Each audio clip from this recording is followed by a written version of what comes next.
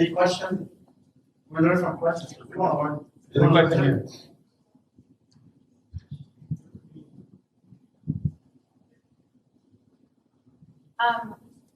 About the media, you attack Fox News a lot, which is understandable, but wouldn't you say that it's all media in the US, not just Fox?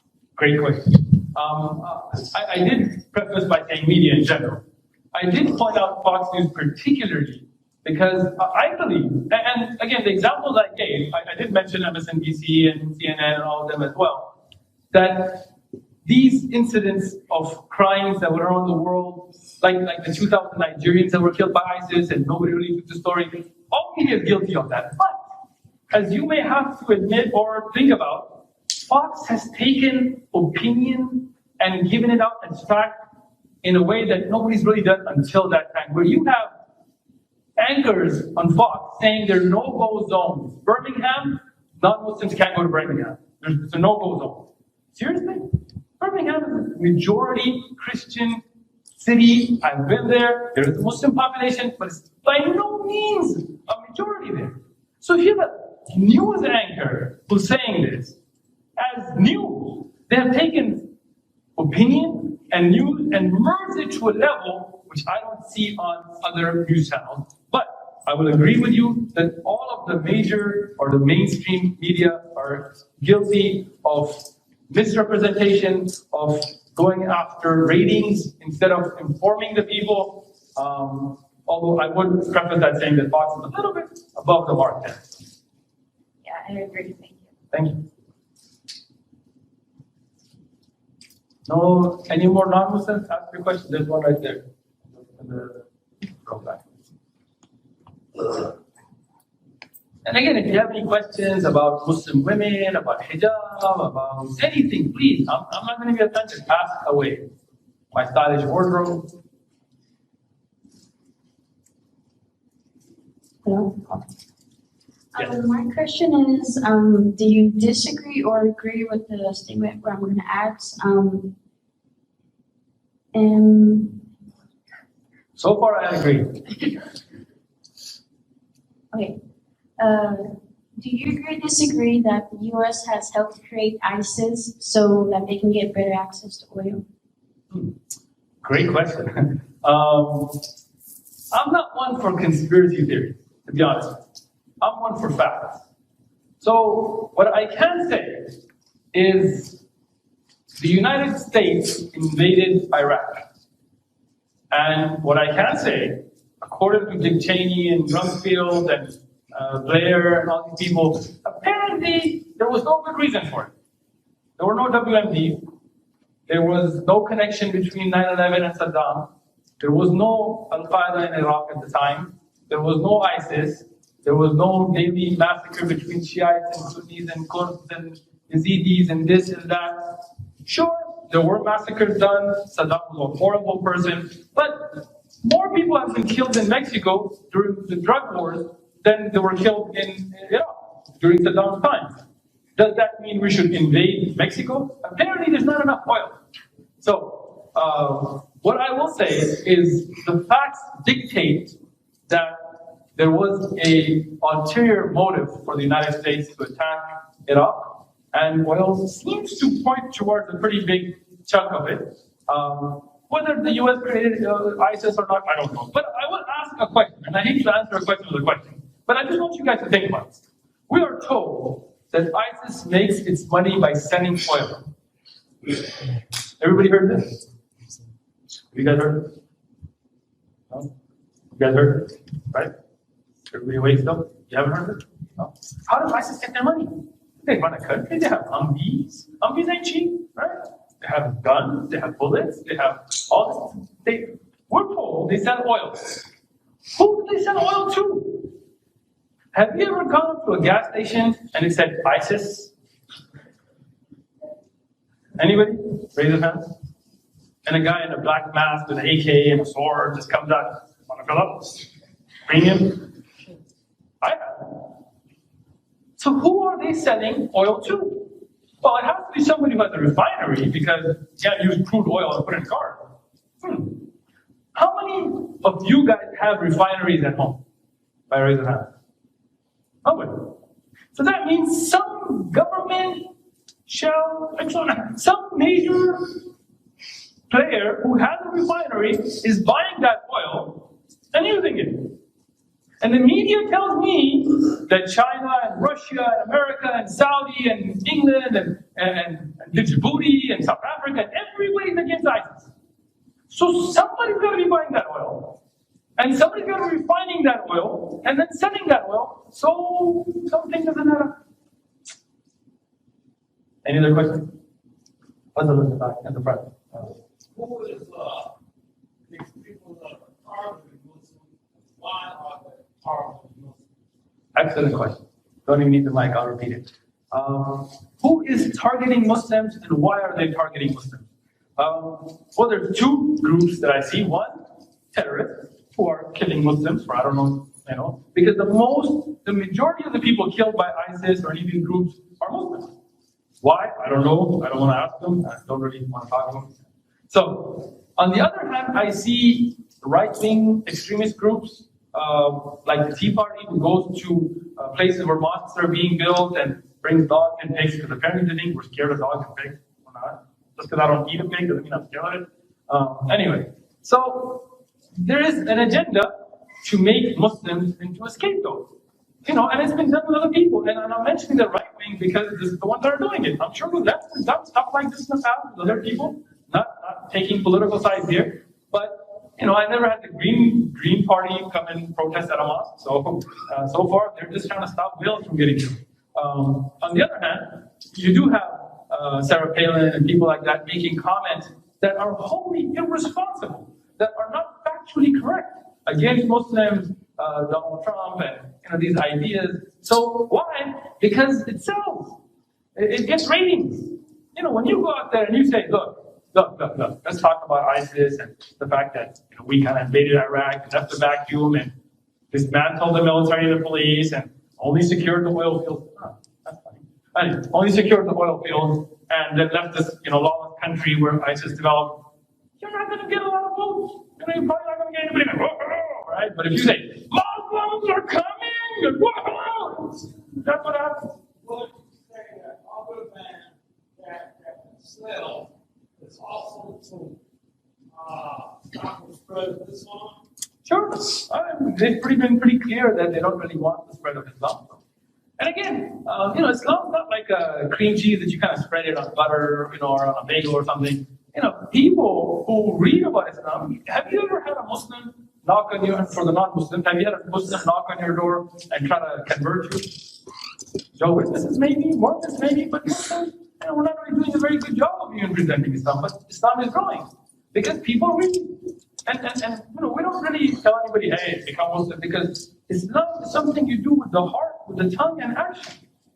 You put a gun in somebody's head, they're not Muslim, they're just going to get shot. You can tell them, say you're a green monkey, they'll say you're a green monkey, they don't get shot. That's not how you become a Muslim. You become a Muslim by reading, understanding, and accepting something in your heart.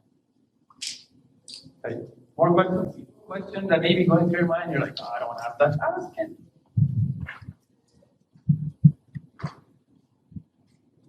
I have a question about the way that women dress. Why is it does it say somewhere in the Quran to wear head coverings, or is it that just culture? That is an excellent question. Why do Muslim women dress the way they dress? And I was waiting for this question to settle.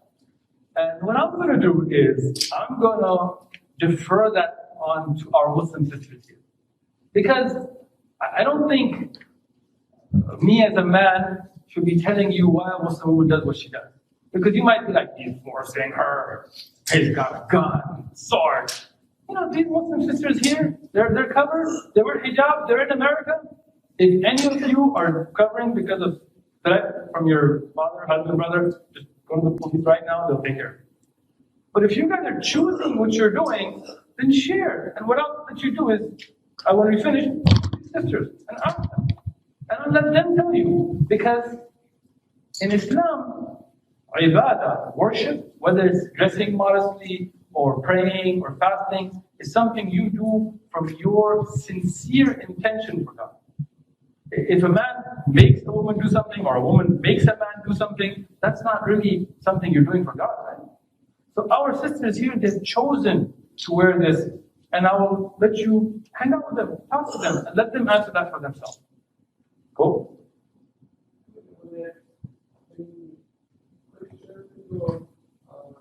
I don't know, they have a non Sure. and they cover the same way. They cover because of their religion. They're doing it. Our sisters the same way they cover, they use the hijab and because of their beliefs, That's just kind of the same thing.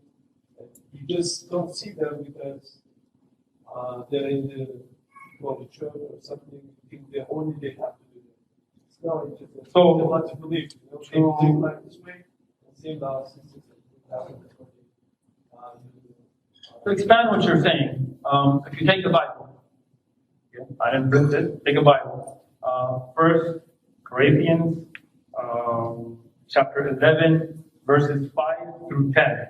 But every woman who prays or prophesies with her head uncovered dishonors her head, for that is one and the same as if her head were shaved. For if a woman is not covered, let her be shorn. But if it is shameful for a woman to be shorn or shaved, let her be covered. For a man indeed ought not to cover his head, since he is the image and glory of God. But woman is the glory of man. For a man is not from woman, but a woman from man. Nor was man created for woman, but woman for man. For this reason, the woman ought to have a symbol of authority on her head because of the angel. So covering is in the Bible. And that's why, if you look at the older depictions of Christian women, you will always find Mary. Have you ever seen like a depiction of Mary in like a miniskirt? No. You'll see her covered. And you will find that in every religion, Judaism included, you have, and I have a presentation about this, which, because today was media and stuff I didn't get into, you will find even women that cover their faces amongst the Jewish religion. You can Google it.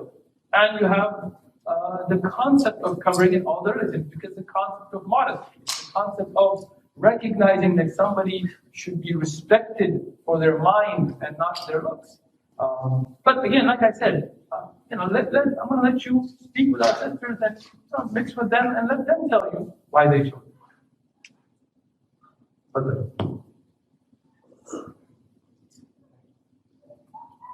I just have a quick question about the Prophet Jesus, and I want you to elaborate a little bit on it. I read the Bible the same way you do. I have some notes. You mentioned that Islam is the way of submitting to God, and that is actually mentioned in the Bible. Luke chapter 22, verse 42. That's also in John chapter 5, 30. That also that you said that the way the Muslims pray, maybe you can elaborate on that, is they either put their forehead down to the ground, and that's actually mentioned in the Bible, Matthew chapter 26 and 39. Aramaic, I think the lady over there kind of mentioned the Bible, and you elaborated on that. That Jesus, when he greeted his disciples, he used to say in Aramaic or Hebrew, "Assalamu alaikum," the same way, peace be upon you. So he fasted also 40 days, and that's on Matthew chapter 4, verse 2. So can you please let us know, at least elaborate on, do you believe that Jesus is God, or is Jesus someone sent by God? Excellent. We have an event coming up in 2 days that is called Finding the True Jesus, the Historical Jesus. And our brother Abdullah Campbell, he will be presenting this in great detail. So I don't want to steal his thunder, but I'll give you a brief synopsis on this. And again, those of you who are interested in the subject, we have an event coming up in 2 days on the 19th. Come and, as a former Jehovah's Witness Christian, he has a lot more knowledge about the Bible than I do. We as Muslims believe that Jesus, Moses, Abraham were all prophets of God. They were sent by God. If you take the word children to be pious or people close, then in that case, you could make a majazan, all of us are children of God. But if you mean a biological or physical son, then we do not, as Muslims, believe that Jesus is the Son of God or God Himself. Just as the way Jesus prayed, like you said in the Bible, He put His head down and He prayed. Well, obviously He was praying to somebody. He put a mirror in front of Himself. So, we believe that Jesus is a prophet. We believe the Virgin Mary was a virgin and it was a miraculous birth. But we do believe that He was a messenger sent by Allah, God, to give a message just the way Abraham and Moses. And if He was born without a father, Adam was born without a father or a mother. And so was Eve. So that is not something difficult for God.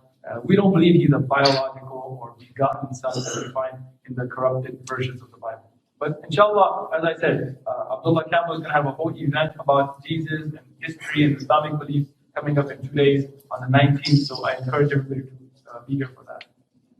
If you need to go, let me know. If you guys have questions, I'm here. So, any other questions?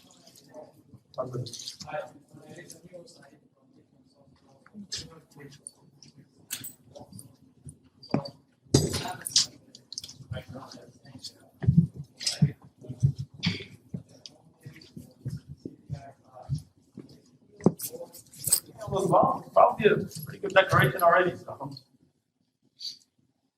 Any other questions? There's a question.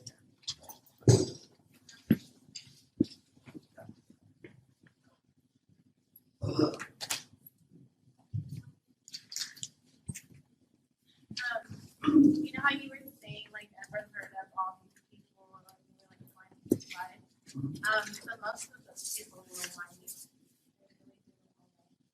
so I am an Africana studies major. So, like, what I've been studying is that, our government is, like, controlled by Europeans. So when you say, like, you guys are the change, you guys do this, you that. But if the government has always been, like, controlled by, a white face, like, how do you expect, like, someone's voice to be heard? Excellent question. How can our voice be heard when the government is controlled by certain interests, certain ethnicities? No doubt. Even if we have Obama as our president today, we know that lobby groups and special interests run the country. If you're a politician, you go after the money. If the money is towards Republicans, you become Republicans. If it's towards Democrats, you'll switch parties. You will run independent. So politicians are pretty much just kind of chasing the money, and whoever has the money makes the rules. Whoever's the goal makes the rules, follow the rules. So how can we make a change? Well, the first thing we can do as a public is not fall for what we're being fed. First thing we can do is come to events like this and start talking and ask questions and get answers and discuss and read. And what happens is you have a minority controlling the majority. Always. In every country. But when the majority starts to realize something is wrong, that minority is not able to control that in the manner that they were. For example, and racism is not dead by any means, but if we look at the racism African Americans went through during the 60s or the 50s or the 40s, or if we take it back during slavery, it'd be very difficult for the politicians today to pull that off. Because people like you, people like the rest of us here, started to speak out. They started to help slaves escape. They started to speak with their money, with their wallet, with their vote, with their selves.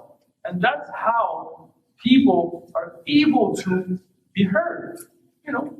Next time somebody makes a racist joke about a Muslim, tell them that's not funny. Next time you hear somebody say, "Oh, damn Muslim terrorists," tell them, "Hey, have you ever read up on statistics of, how many people died, where, how? Look up those websites. Send these information out. Next time your government rallies you into trying to invade a country, be from those who say, wait. Are we sure about this?" And when that happens, those people are no longer able to play with the masses in the same manner. And we see change. Even if it's not a great change, we are seeing change around the world. The stuff that people used to be able to get away with, they're not able to today. And if more people like yourself and others here let that voice be heard, if more of you visit a mosque get to know a Muslim, then it will be difficult for a politician to come on TV and say, we need to kick all the Muslims out. Because you'd be like, whoa, whoa, whoa.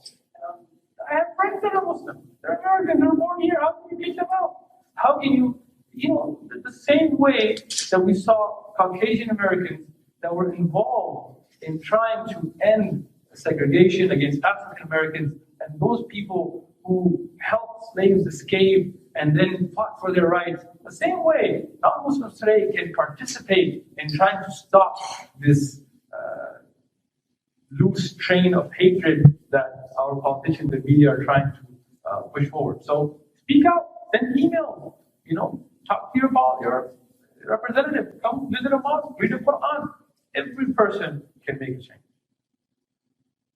Any other questions?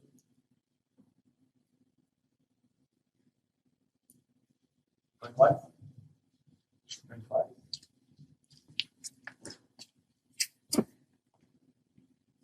You talked about taking a text out of its original context and using this and just returning the meaning.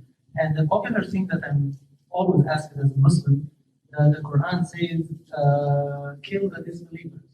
So it's very important that if you can elaborate whether the Quran says this or not, and in what context and what is the actual meaning, because people use this verse a lot in order to.